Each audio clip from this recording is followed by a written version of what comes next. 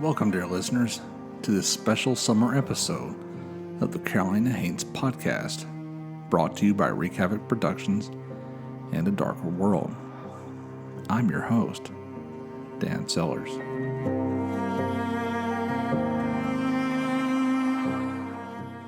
Jeff Cochran and I have been making the rounds, trying to get the word out about the upcoming Carolina Haints book.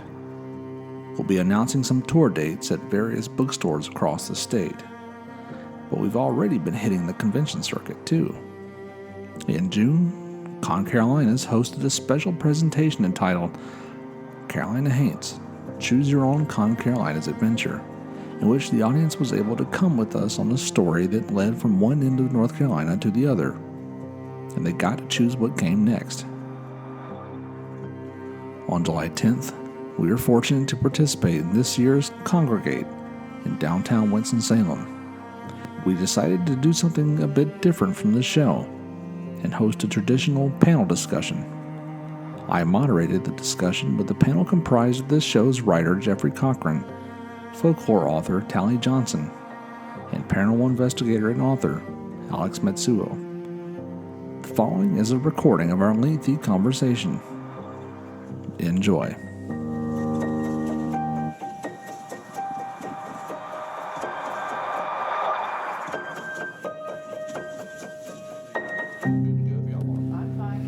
All right, guys, thank you for coming. I'm Dan Sellers. I am the host and producer of the Carolina Haints podcast.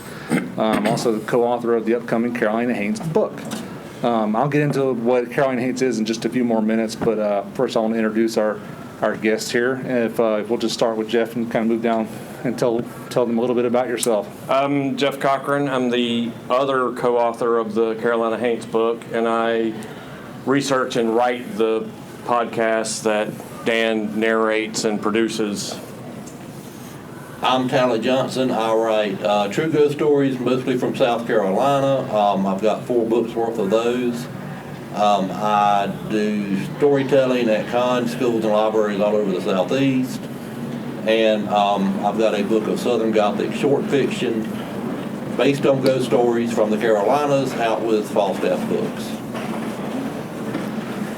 Hello everybody, my name is Alex Matsuo. I'm a paranormal investigator and researcher. I'm also an author, paranormal content creator, and I also run a team called the Association of Paranormal Study. I've written several books on the paranormal, and I love it. It's a big part of my life. And also this is Madison, my haunted doll. Hi, Madison. You're one of the first people to say hello to her. That's awesome. Everyone's rude. She was trying to pull down Jason's pants earlier. That was fun. Nice. All right. Well, thank you guys for joining us today. So just to tell you guys a little bit about Carolina Haints. It is a show about ghost stories, folklore, legends, some dark history, unexplained mysteries, and true crime stories of North and South Carolina. So that's the podcast. We're getting ready to start our 5th season this September, and the book is called Carolina Haints: Ghosts, Folklore, and Mysteries of the Old North State, which also comes out in September. So I'm super excited for that. I wish we had some copies here to show you guys, but we don't have any yet, so no swag. But I'm really excited to have our guests here today because it touches kind of a realm of the paranormal storytelling that we don't really get too much into with some of what they cover. So it's neat for us what we talk about. Well, first of all, the show is a storytelling format show, so it's not a discussion show. So this in general is very different from what we typically do. We don't talk. We don't do the investigation part. We don't do anything other than relay the story how we heard it. Yeah. And it's just take it how you want to take it. Yeah. Believe or don't believe, but this is what we've heard, this is what we've experienced, and that's just how we approach it. That sounds awfully familiar. Yeah, I'm a huge fan of folklore, and this is what I really wanted to explore with this show. And I'm one of those people. I'm less concerned about is something real or is there a backstory to it. I almost don't care. I don't want to know a lot of times the true story behind something, but we do cover in the book a little bit of what it's like to go to some of these places and talk to some of the people who are from these places and stuff like that. But there's no real, investigation to it. It's just, kind of telling you, kind of like a travel log. More Like, this is what it's history like. than investigation. Yeah. So, Alex, can you start off by telling us a little bit about some of the more recent stuff you've done? I know recently you went to Point Pleasant, right? Yeah, I was in Point Pleasant, West Virginia a few weeks ago. I did have my 12-year-old cousin with me, so I wasn't able to do as much as I wanted because I realized how old I was and went on that trip too. So yeah, I went to Point Pleasant, and actually it was a little refreshing to have a young person with me to just kind of introduce her to this part of my life that I love so much, and telling her the story of Mothman and the early sightings of Mothman, and then just the whole thing of Point Pleasant is just the weirdest thing really ever. Like as soon as you dive into one rabbit hole, there's like 5 more rabbit holes that pop up with Point Pleasant, and I wish I was kidding, but it's not. And yeah, so that's a big part of what I do though. If I'm traveling and I'm like, oh well, Point Pleasant's an hour away, let's go see it for ourselves and see the site where the Silver Bridge fell, go drive along the road where the two, Roger and Linda Scarberry and Tim and Mary Millette saw Mothman for the first time. Let's go and see it. Maybe I did get out my recorder a few times, and I had to tell my cousin, I'm like, so I'm just going to record us. Don't freak out. It's just be normal. And of course, when I was asking questions, I was doing a little EVP session around the Point Pleasant or around the Silver Bridge collapse. And she's like, hi, are you dead? Like, she's 12, it's okay. But I was like, okay, so, but I did actually hear some really weird things, but that's what I do. And a lot of times it's not like, oh, let's schedule an investigation at Trans-Allegheny next month. It's literally like even down the road, there's the Salem Cemetery, and I'm like, like, do I have time to go drive down the street? But the Brookstown Inn is right down the road too, and I've investigated that hotel too. Very cool. Yeah, so it's just an embedded part of my life. So. Yeah, I think when I was 15, I wanted to dabble in doing some sort of paranormal investigation, and then it just went nowhere. And I've had no desire to do that type of work or that type of thing since. But I love going to the places. I think if I went to find some sort of evidence, I'd just be so heartbroken and disappointed. Yeah. So to me, it's just more fun to be able to just kind of use my imagination and just run wild with it. You shouldn't be. Yeah, but that's me. The reason I say that is evidence is secondary. Yeah.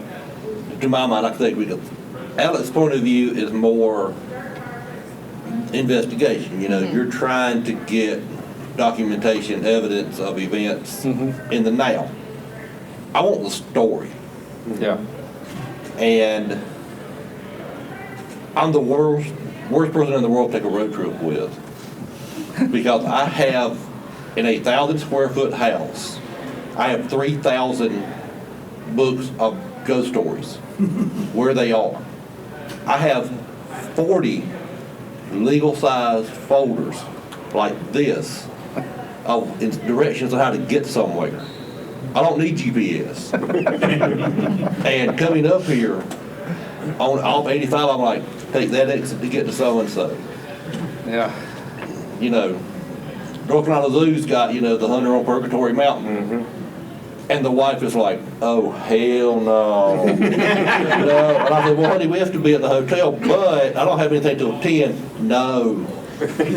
Sorry, the world's worst teleporter or the world's best? Because that sounds pretty awesome. But that's my, I hate to use the phrase, my stick. Yeah. I go to Fort Sumter, Yeah. and I will tell you the story. And then I'll say, well, when I went as a kid, X happened, and when I went back as an adult, why it didn't happen. And, nothing happening sucks, but was it the story cool? Yeah. Sure. Like, I'm doing a book on Revolutionary War goes to South Carolina, which South Carolina has the most revolutionary sites of any state in the Union. Yeah. Full stop. And in the course, and my day job is librarian, so I get to play with old musty books for fun. And I found a story about the black dog at Blackstock's Plantation, which is a skirmish that led to Cowpens, where Tarleton ordered a cavalry charge against a bunch of militia who were hiding behind barn buildings. Well, if I have a building between me and a cavalry charge, I'll shoot at you all day. And I think of the British Legion, a third of the active troops were killed or wounded. And there were like 50 colonials at the battle, which tells you basically everybody go up the driveway single file into the guy, up against the guy with the rifle. This is going to go really well. Well, they buried the British soldiers in a mass grave on the property. Well, one of the ways you can tell that the British Army had a battle there, a black dog will show up and prowl the grounds just before dusk and into the night. There's a campsite on the back side that's part of the Palmetto Trail, and you can book it in advance. Super Genius over here has slept there. Slept there? Yeah. And it's not the Happy Hound of Goshen, which is in the same area, because the Happy Hound is white. Okay. Yeah. You've not lived until you've woken up at 3 in the morning to go get out of your hammock to go water a tree, and a black dog walks through an oak tree about 75 yards from where you're standing. Not around, not over, through. It focuses one's mind quickly. And that was one of the, I wasn't in ghost mode. I was just camping. But I'd heard the story, so it was like, yeah, this is cool. But I'm 6 months away from the anniversary. Nothing's gonna. Well, damn. Howdy. I'm up for the rest of the night now. How y'all? Half pack of cigarettes and a beer later. Yeah, it's time to go home. So Tyler, you brought up a good point that Jeff and I have had multiple I was discussions thinking the about same thing. with anniversaries and ghost stories. Have you guys in your? I know you have in your research, but I'm Alex, in investigations. Have you ever found that to be a particularly active time in a haunting or? Yeah, actually, yes. I've been to Gettysburg on the anniversary of the battle. So for those 3 days, it's a tourist nightmare because everybody is there. But, sure. You also get a chance to see more reenactments and everything. And there have been times where I'm like, well, maybe what I saw was reenactments. But then, again, I saw translucent soldiers wandering the battlefield and hearing the rebel yell right next to my ear as if someone is yelling it. Okay, but in your opinion, was that because it's the anniversary or because the reenactments triggered it? See, that goes down a whole other rabbit hole. Yeah. Because That's what I'm here for. Because I have a theory. that the reason why Gettysburg is so haunted is because that energy has never had a chance to rest.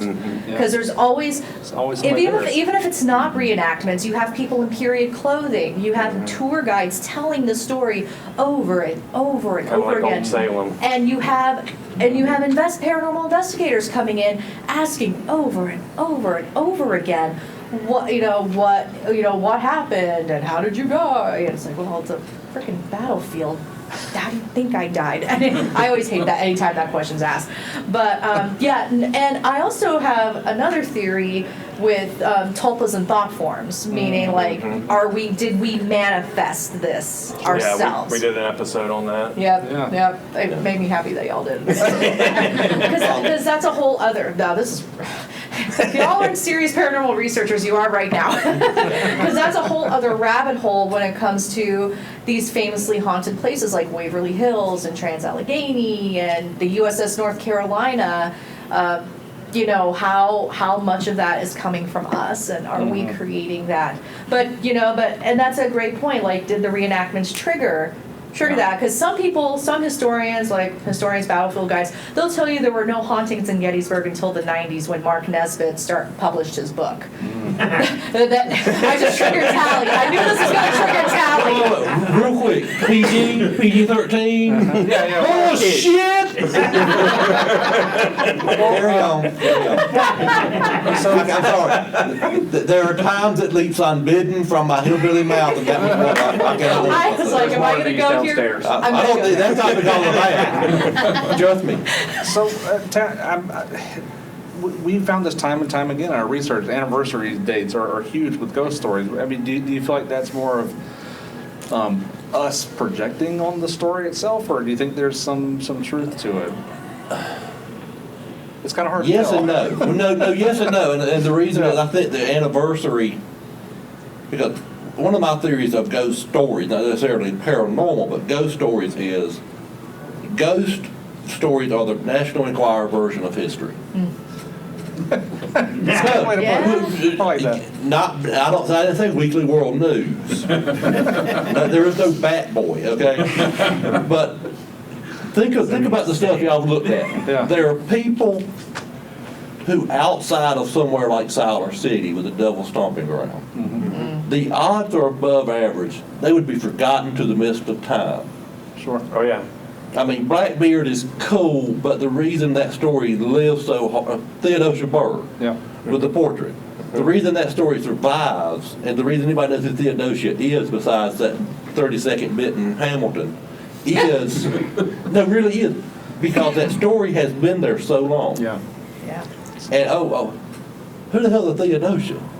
Well, and then it becomes my job, here you go. Yeah. Read Burr, and yeah. And that's what I don't like about the people that go out and look for the truth behind the story, because the story itself, the legend, has a mystique to it that keeps people interested. Once you know the real story, well, now it's just a new story, and a generation from now it'll be forgotten. It's two different. They're two different things. Yeah. The war. Well, not the man who shot Liberty Valance. The Western with John Wayne and Print the legend. Yeah. You got the truth and the legend. Went out, print the legend.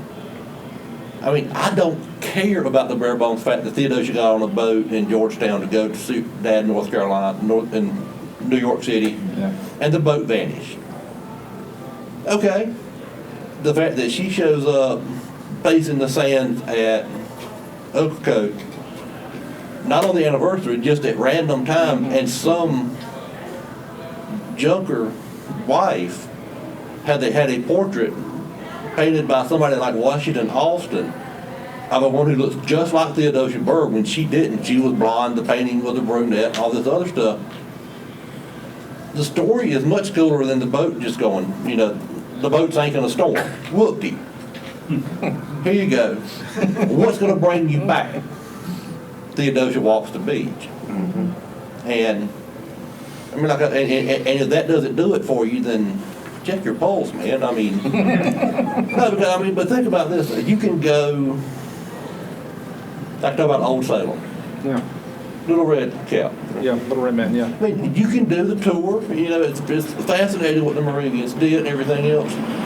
When you leave, if you get the right guide and they tell you that story in the basement of the single brother's house, what are you going to tell your friends when you get home? The sugar cookies were awesome and they've got a ghost. No,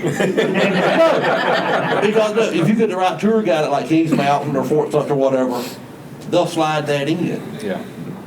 Yeah. I mean, it was hot as hell, but there's supposed to be a ghost up there. That's what you're going to tell your friends sitting around the bar.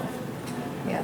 I mean, the dry history is great for idiots like me who enjoy such things, but for average Joe, I mean, they're going for the ghost story. Yeah. But I mean, I think so many hauntings are just residual. and I will talk for the next hour or so. Anytime you get ready. But I think the anniversary focuses the mind, but so many hauntings are just residuals Yeah. that are ongoing that, you have more luck on a random Tuesday than you will going on, Yeah. 11/22/63. I mean, let's just be realistic. Yeah. And it'll be less crowded, like Alex says. You go to Gettysburg on the anniversary, you can't see the place. Because a random, It's just, yeah, it's totally full of. a random weekend in December, you can probably have the place to yourself. Yeah. Am I familiar with, and this is a more rhetorical question because I think most people are of the Jamestown famous ghost, Lydia, the bridge, the hitchhiking ghost. Lydia's Bridge, yeah. Kind of piggybacking on what Jeff was saying a little bit ago, a friend of our show who's no longer with us wrote a book where they basically figured out who she was, and so we actually have a date of death too. And I just for fun decided on the 100th anniversary of the death to go out there around the time of night where it was supposed to have happened. The car crash happened where she died, and I really don't know what I was expecting. I never saw anything. I heard some weird stuff, but it wasn't to capture things. Mainly just I just wanted to be there. Just wanted to be in the place when the moment happened. If something did happen, I would feel pretty stupid for not going. We're writing a book, so I cover this in the afterword of the upcoming book. But with it being the 100th anniversary, I was like, well, if something's going to happen, maybe it'll be tonight. Maybe it'll be right now in front of me. Some of the stories in my books, especially Ghosts of the PD, a lot of the things I would go to the site and nothing would happen. But for some reason, people enjoy the character of me as a storyteller. Yeah. Because I do remarkably stupid things in the pursuit of ghosts. Y'all can't say anything because you were there last night. But no, and I tell the story like Lydia. Yeah. And I don't care about it happened or not. Right. But when I went, I found the old bridge that's the right one, but I forgot that, it was a single car bridge, so did not happen. I tried to drive my, Ford Ranger into it, and it was the size of, a Model A, so my truck got stuck. But people like that as well as I saw full body apparition and heard car tires squeal and saw the lights bounce through the trees. It humanizes the mystery of the paranormal, for one thing. Yeah. And that's the kind of thing you would do if you were ghost hunting, which is a phrase that I absolutely despise. Can you mount them on the wall? What's the bag limit? What bait do you put out? Is it bow season? Is it gun season? I don't know. What do you hunt with ghost with? It's an investigation. But if one of you went and did it, it would be more like what I tell than the textbook case or, even Alex's team doing it. It would be more like, oh yeah, I wandered up and there was, a dinner party in the cemetery at Bonaventure in Savannah. And I was confused because it's 10 o'clock at night and everybody here's dead but me. Which actually happened if you're lucky enough to hear it, which is awesome. Yeah. But, Sure. yeah. Alex, when you and your team are looking for a place to do an investigation, are you thinking about the lore of a story, or is it more? Are you going off of reports you guys get? How do you typically look for places to investigate like that? It depends. Like, there's a place that we're working on trying to get into right now that we've actually been there before, but it's St. Albans Sanatorium in Radford, Virginia, and there's a couple things happening with that location where, of course you have the patients of a sanatorium that are still residing there and, that sort of thing. But there's also the belief that, oh my gosh, why is her name escaping me? Oh, Jean, I'll have to look it up really quick. But there was a woman that was murdered in the area, And the man that they convicted of her murder, he was the only man in Virginia to be convicted of a murder without a body. And what is her name? It's gonna bother me now. But anyway, We did it. it's But I don't Gina remember. something. I'll look it up. But we wrote about it. I just like quick Google. Quick Google. To the Yeah, Google somebody's button. gonna Google it. Yeah, so anyway, but it's believed that she's also haunting St. Albans, and I'm like, well, why? Because she had no relation to it. She was a young woman when she died. She left with this guy at a college party, and Gina Hall. Gina Hall, thank you. I was like, this Awesome. woman bothering me. I'm gonna give you a button, by the way. There you go. Thank you. You'll get a button. You get a button. And a gold star. Thank you. Yeah, so there's a lot of lore surrounding her death because they never found her body, Yeah. and there's a lot of legends that she's haunting St. Albans, and we're like, why? Like, yeah, she was found. You know, her car was found along the river and stuff, but we're like, St. Albans. That it's a very small blip in that legend. So we've really been wanting to try to solve that. So it's like so it's a little bit of both for us. We'll go off of reports too, which sometimes the reports and the lore kind of Mixed cross together. over. It's They hard kind to tell. They kind of fit together, but Yeah. I love actually researching lore because I don't know, it's not that it's spookier to me, but there's something substantial there, and I love researching lore because it tells us so much about society or life at that time that it was really manifesting. Yeah. And going back to thought forms and tulpas and all that and intention, it's like did we manifest that ourselves? And I want to see it for myself. But yeah, so it's kind of both for us. Like sometimes we'll go on fun adventures and like, oh, let's go solve this. One of the first ones we did was the Proctor Valley Monster in San Diego, California. Proctor Valley is this really spooky road in the desert in the desert area of San Diego, and we don't know what the Proctor Valley Monster is, but let's go explore it. We had some weird stuff going on, like our cars were turning on and off by themselves, and I'm like, okay, there might be something to this. What it is. I don't know. But yeah, so we kind of do both because I feel like sometimes if we go just like the science of it, or we're just going based on reports and validating true or false, it gets boring. Boring? No, boring's the right word. Disheartening, disappointing sometimes. Disappointing's a good word It's for it, yeah. disappointing, yeah. And sometimes we just want to go and just experience it. We put the equipment away. Yeah. Let's just experience it and just. Because I don't want to be stuck on a screen the entire time, like looking at my infrared camera, like, okay, I want to just experience it. Sure, I can imagine that being what you'd really take away from it anyways, your own personal experience more than, what you might get. Do you find there's much of a correlation between the fame of a story, like how well known a lore legend is, to what you actually find, or is the inverse? It wouldn't surprise me if it was the inverse. It varies sometimes. Yeah. Like sometimes I think. So when we do look into legends and we try to investigate and experience it, sometimes we get absolutely nothing, which is fine. And then I go back to the books and I'm like, well, why? Where did this story come from? And then a new area of my research has been looking into how people process trauma and grief and through paranormal experiences. That's a whole other rabbit hole. Oh yeah. That's a whole other rabbit hole. But it actually ends up fitting well into lore too. I mean, look at the spiritualism movement after and a surge that hit after the Civil War. Yeah. People trying, and that's the spiritualism. A lot of death. Spiritualism is a bit of lore in and of itself. Sure. So.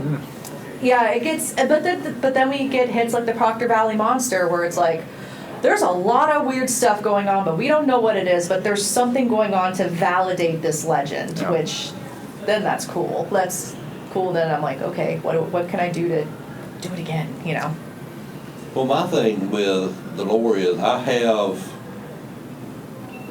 for it to be a story that I tell, I don't have any real limitations. If it's a good story, I'm stealing that. Yeah. I'm swiping that stuff. That's what matters, yeah. But if it's going in a book, I have to have an eyewitness account. gotta have something to go on, yeah. And hopefully, a newspaper interview or something with a witness. Sure. And preferably one other print source. Yeah. But a print source that I would immediately throw in the trash is a newspaper from 1890 to about 1900. That was the great age of newspaper hoaxes. All those Thunderbirds and pterodactyls out west, yeah, those were picked up by the yellow journalists in New York in the late 1890s because they sold papers, and no one really knew what was going on out in Arizona, in Manhattan. So I could tell you, oh yeah, Ghosts of the Klan march across the mountaintops in Denver every day at 12 o'clock noon. What are you going to do, fly out there and check it out? You're living in a third-story walk-up slum, on 32nd Street. You're going to fly out to Denver on a plane that doesn't exist yet? No, you're going to reach, oh, hell, I ain't going out there. That's crazy talk. But those I can just throw over my shoulder. Yeah. So you don't use those at all. But if I can find something earlier or later and it's close, Yeah. then I got to go. Yeah. Yeah. And once I go to the site, and again, supposed to and did, then it's time for actual research. Then I go to the library and I start plowing through sources and I start plowing through newspapers. And like I say, sometimes it's just a really good story, which sucks. Yeah. But I want to put it in the book and I can't. And then sometimes, oh yeah, I've got a trail and I can actually put, like your friend did with Lydia, I can pull, okay, this person didn't exist and this is the actual bridge because, the road shifted and the blocks come together. But like I said, the biggest thing is just a story. But I'll tell you a source if you're interested in changing mores over the last, say, century. The WPA guides, the Works Progress Administration, did guides for every state, current state, but Alaska. But they did Puerto Rico instead. Because in the mid-30s, Puerto Rico had a better chance of being a state than Alaska because, the Japanese didn't invade Puerto Rico. They invaded Alaska, but then we owed them something. But you read those books, and every book has a chapter on folklores and folkways.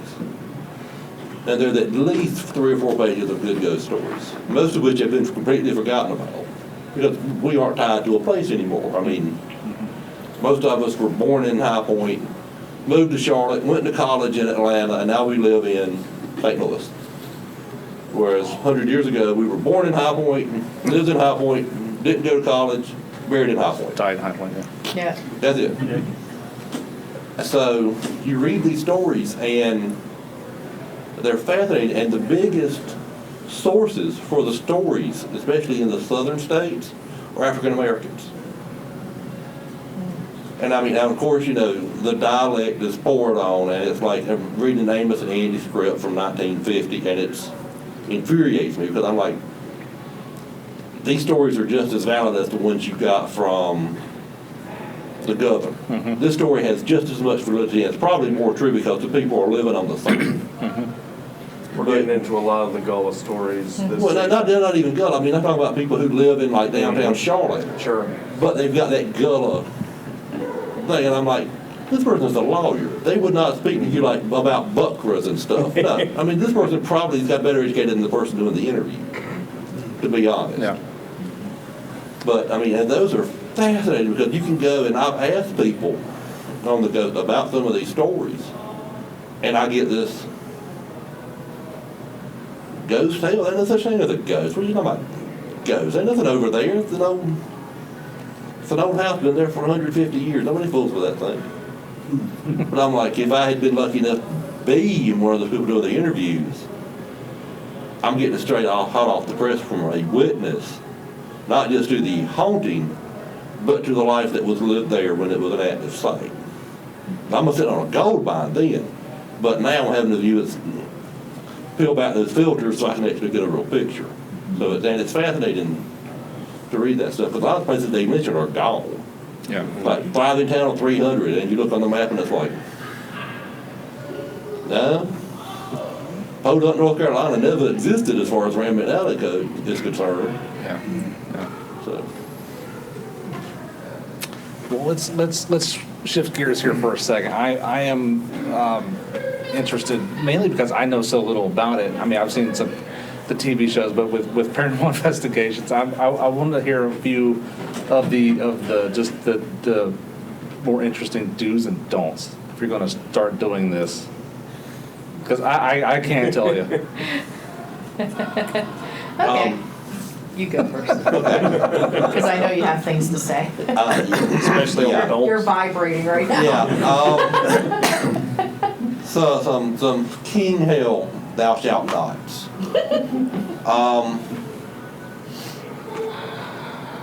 If you enjoy the occasional joint or the occasional pill to help you get through the night or whatever, leave that shit at home.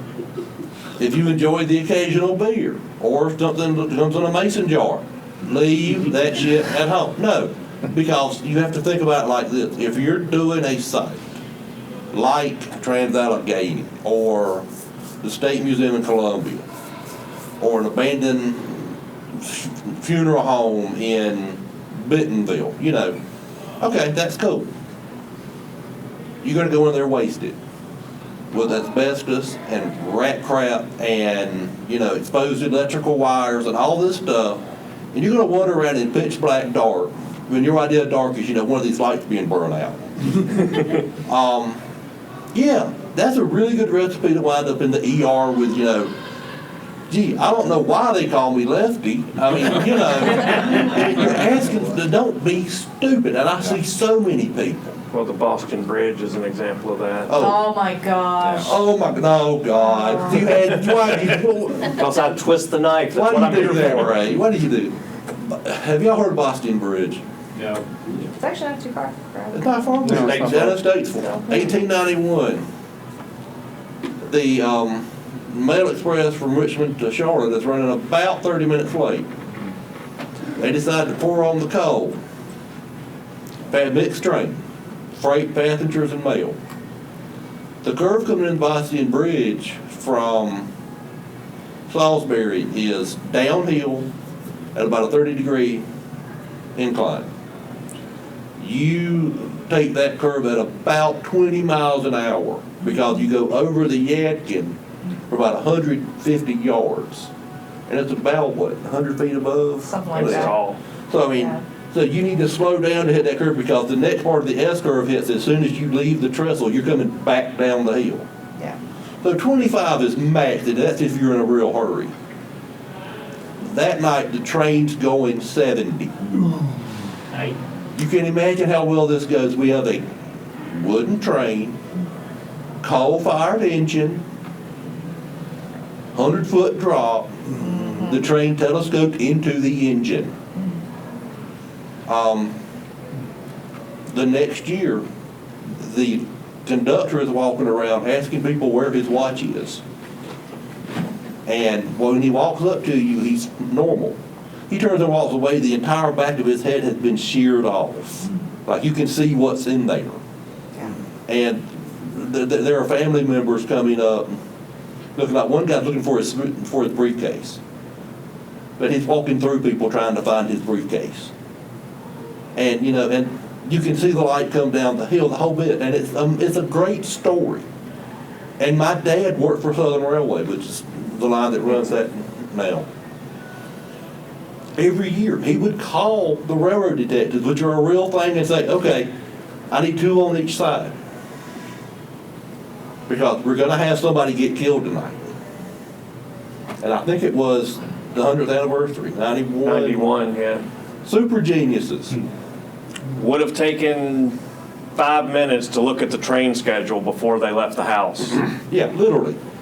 They go out, they set up a camera on a tripod on the Charlotte end of the trestle. Okay, that's reasonable. That's one of the remnants of the residual haunting that has faded over time. The kerosene headlamp comes down the curve, hits the middle of the trestle, and then falls off at high rate of speed into the Yadkin, into the river. And they want to get this on tape. That's great. 2 couples. The other couple decide they're going to go out on the bridge so they can actually hear the train and maybe see it. Yeah, modern trains can take that curve at 50. You ever know what a train going 50, a fully loaded freight train can do to you when it hits you? Well, it'll knock your ass off a bridge, and when you hit the water below that, it's about 15 feet deep, it will powder your pelvis. Not break it, powder it. It will make your ankles turn to mush. If you're lucky enough not to just get knocked off and you get hit, that's a whole other ballgame, because I think the young lady got hit. Yeah, one died and the other was injured. Yeah. The other two jumped into the weeds on either side in the culvert. They got cuts and bruises. The geniuses in the middle of the trestle, yeah. Well, and it happened again in 2010. Yeah. Chris Kaiser. Yeah. Christopher Kaiser died. And the thing that just got me was they saw the light, they saw the train coming through, and they thought it was a ghost train. Yeah. And they've already said that it's just like Jeff Baldwin. The light you're looking for is yellow, orange, flickering. Modern lights are brighter white than that is. I mean, you can see them from space. Yeah. Yeah. Yeah. He got hit, and his girlfriend jumped off the bridge, and she fell and she landed in the bottom, but every bone was broken. That's the one I was thinking of, Yeah. was the Chris. Yeah, Chris Kaiser. But the 91 I can remember because Dad was working as a dispatcher in Charlotte. And when the train hit somebody, they got to call the office. And yeah, he's the one who had to go out and tell the cops what happened. And he's like, well, apparently we had two jackasses playing on the trestle. I mean, his sympathy level was zero because, congratulations, you have just tied up half of the East Coast train traffic for the next 6 hours while they investigate and remove pieces of you from the tracks. Yeah. What the problem? Great story. They were interested. Yay. They were stupid as hell. Well, Don't do that. No. It's a good cautionary tale. I mean, it's, especially for this discussion of the do's and don'ts. Yeah. You know, and not to, we don't want to, talk ill of the dead, but, but really, I mean, that's not what I want to get here with this conversation. But it is a good cautionary tale of, do your research. Find out when the train is coming on the schedule, like Jeff said. It's an easy thing to do, but is this the sort of thing you see happen a lot with newbies at it, that they don't go at it the right way? They go by themselves. I know a lot of people, the solo urban explorer types, really want to go by themselves, and I'm like, no. I've got a scar from when I went with a group and a guy had a machete, and I didn't realize it. And I go to bend down to take a shaving cream reading of a tombstone in a cemetery. That's supposed to be where this guy's buried, who walks around on the road outside. So I do this, and he goes, whack. And I mean, the finger's fine, but I mean, if I'd been by myself or just with him, I mean, yeah. I mean, and what was I going to do, drive the stick shift to the ER and you look like a fountain? I mean, don't go by yourself. That's asking you wouldn't go down to, a bad part of town by yourself. Or you can go out in the middle of BFE and go play around with something that's broken. I mean, I worry about people sometimes. I say it's stupid and that's harsh, but I mean, at the same time, I'm just like, you're making my job, Alex's job, y'all's 10 times harder. Because I have to overcome not just my baseline stupidity, but I have to overcome yours too. I can't carry that much freight at one time. Then I'm going to hush let Alex. Well, since Tally covered don't. Right. What was it? What was that? A shaving cream reading? Yeah. I was about to ask myself. Yeah, I was thank gonna you. say, did you have an old stone that is overgrown with lichen or moss or whatever, or has faded over time? What you do is you get the old foamy shaving cream, the white stuff. Don't get by the fancy gel. Spray it on there and then get a baby wipe and wipe over it. It will stay in the actual carving on the stone, so you can read it, but you're not rubbing it with the charcoal and making the damage worse. So you can do that, so you can read it, oh yeah, this is Reverend Richardson, this is who I'm looking for, and whoever's coming to your genealogy next week can read it too. Because if you do the charcoal, it may rub off. Especially on the slate, the hand-carved slate ones and things, it'll rub off more of the text. Interesting. Sorry, that's a library genealogy nerd thing. So I'll talk about do's since Callie, wow, I'm tired. Tally covered don'ts very well. I usually go to bed like 8:30, so I'm not even joking. I turn into a pumpkin after 8, so stick around. So do's, I think regardless of your feelings on whether you think the activity is legit or not, still treat it with respect. Treat the story with respect. Treat the people who do believe in it with respect, because I find that, because I do have skeptics that investigate with me on occasion, and I find that they almost create a block for any activity that could happen. Because, I mean, if you're in a room with someone who doesn't believe in you, so to speak, would you want to interact with that person? Probably not.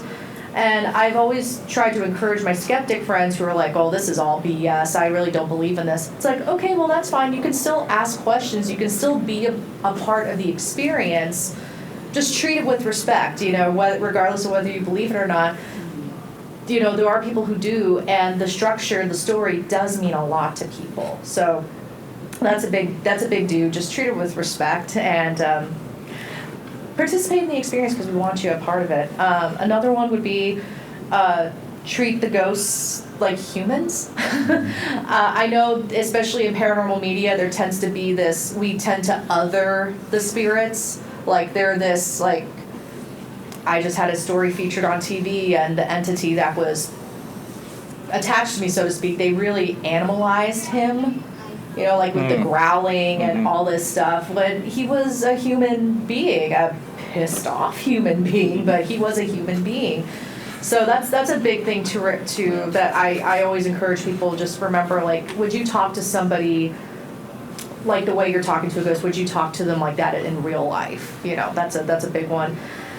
Enjoy the experience, whether you get any activity or not. You're in a historic location usually, or you're in like with Lydia's Bridge. Like you're not to quote Hamilton, you're in the room where it happened. You're in that spot where it happened. So you are a part of history and participating in that. There's fun to be had. There's fun to be had regardless. Like sure. I just love the accessibility ghost hunting has given me to haunted locations. Like, we're going to go to the Mary Washington house hopefully soon. That's the home of George Washington's mother.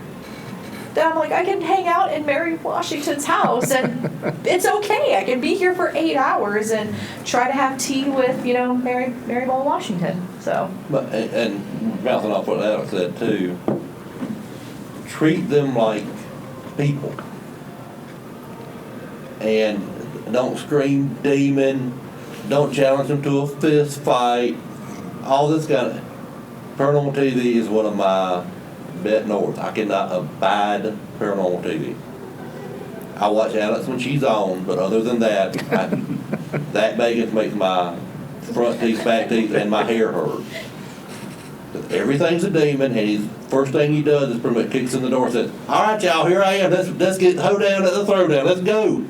And I'm like, if you came in my house acting like that, I would throw you out onto the street and leave a road rash on you from nose to navel. But I mean, you're being a jackass. I mean, really, like you said, treat people like people. And ghosts, if you believe in such things, are the spirits of the dead. They're people. Yeah. Be a little bit polite and respectful. I mean, you're in their space. They didn't come fly up to see you from Miami. You went to see them wherever they're at. I mean, I treat Madison like a person, and I don't even treat her like a child, even though she's in a doll. Yeah, can you tell us a little bit about Madison? Yeah, so I got Madison because I wanted to experiment with a haunted doll. I actually did it without consulting my fiance, which went over really well when she was delivered. It's like, what is this? I'm like, oh, it's my haunted doll. But I wanted to experiment because, haunted dolls are a big hot thing right now. But I also wanted to be very cautious in what kind of haunting I was inviting into my home. In case if it was haunted, I wanted to make sure I wasn't bringing in, the angry spawn of Baphomet or something, Wanted to make sure, this was going to be a benevolent haunting. But I do believe there are a couple of spirits attached to Madison, because I do pick up on at least 4 every time I do try to communicate with her. It's interesting.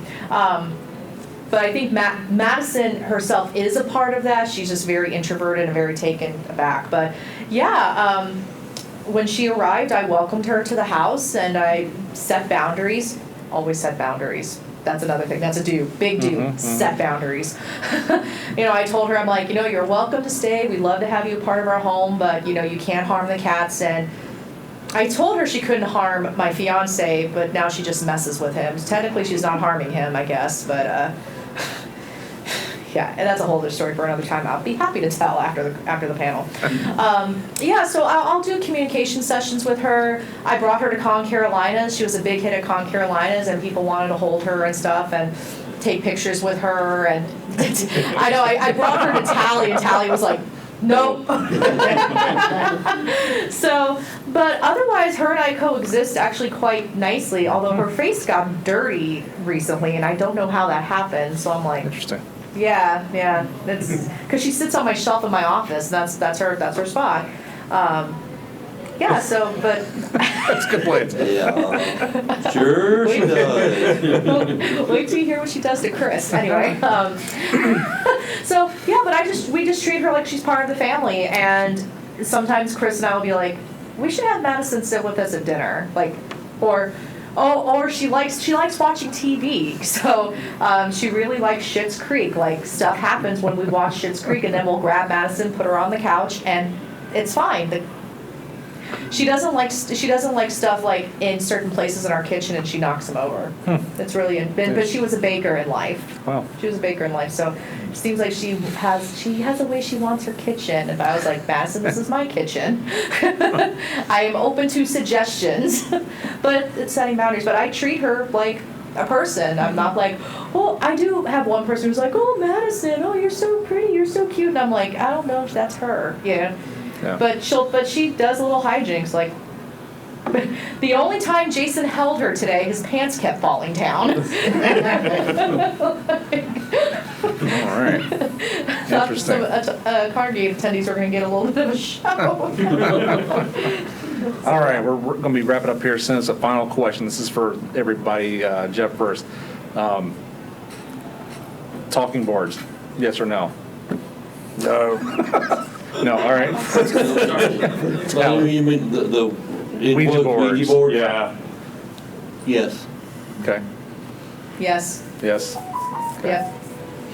I will say it's always been a no for me, but I'm getting curious, and I'm frightened to touch it, but I'm thinking about it. So Let me know when you're ready. Actually, I have a tin of mints that are Ouija themed. I saw that, yeah. And I also have I make Ouija coasters too. Very cool. Look up Robert Murch with the Talking Boards Historical Society. He has Okay. a great wealth of information on that. I love talking boards.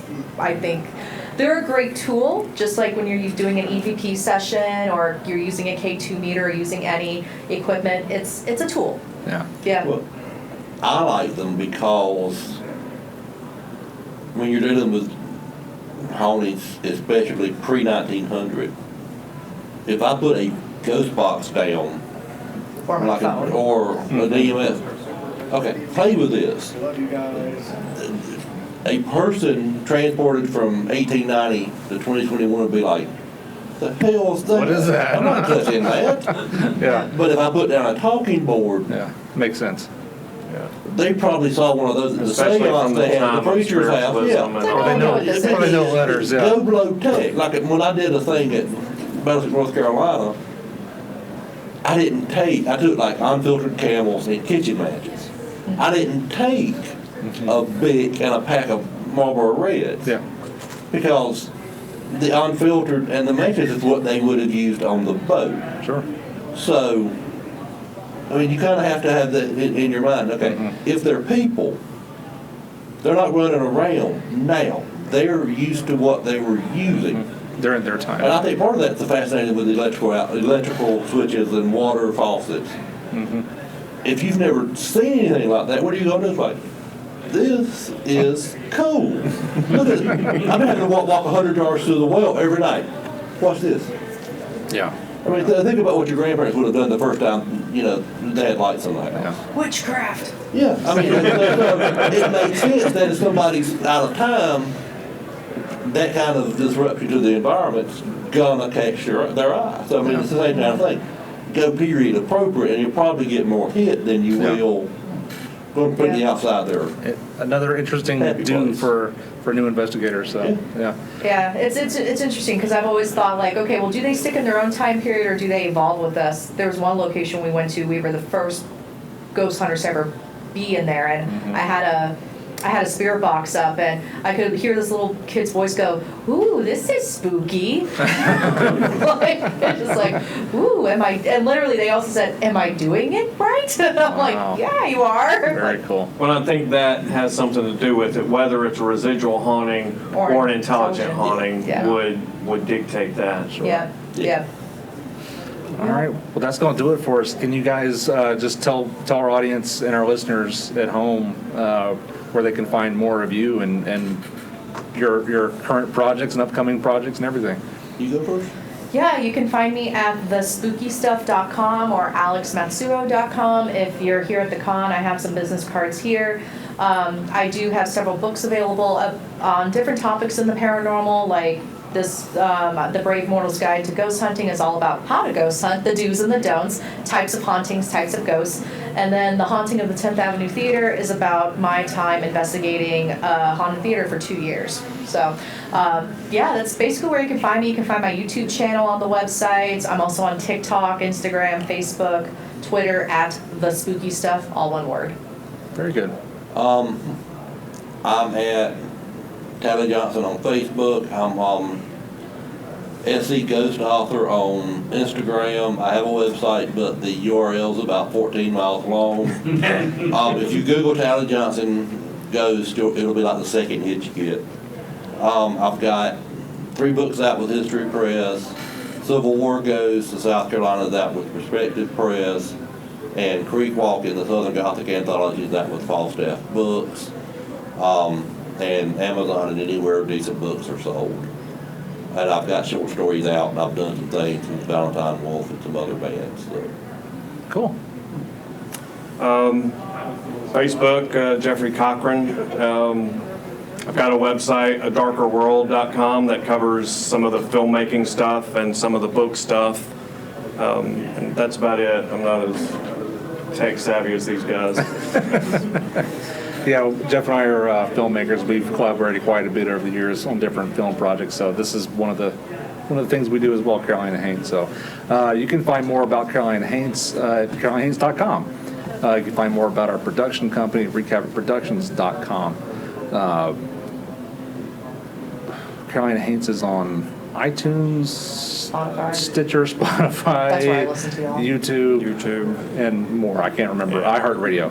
So we're all over the place, and you can listen directly from the feed at the website. So anyway, but that about does it for us. Thank you guys for coming. I'd like a round of applause for our guests. Thank you guys. Thank y'all. Appreciate it. All right. Appreciate it, everybody. Bless you. Thanks for listening to this special summer episode of Carolina Haints. I'd like to give a big thanks to the folks at ConGregate and Tara Fulbright for the continued support. I'd like to thank the wonderful audience that showed up in person, and I'd especially like to thank Jeff, Tally, and Alex for their participation.